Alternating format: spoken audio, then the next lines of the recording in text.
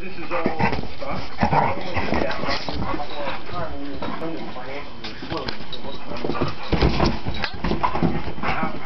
is that number now?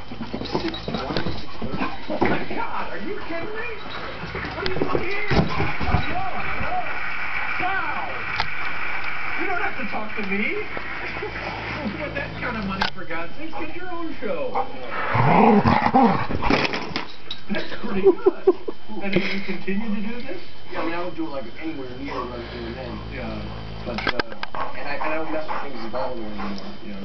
McDonald's movies cast, Procter & Gamble, things like that. Did you find it compelling? Did you find it addictive? Is it, Money is always addictive. Yeah.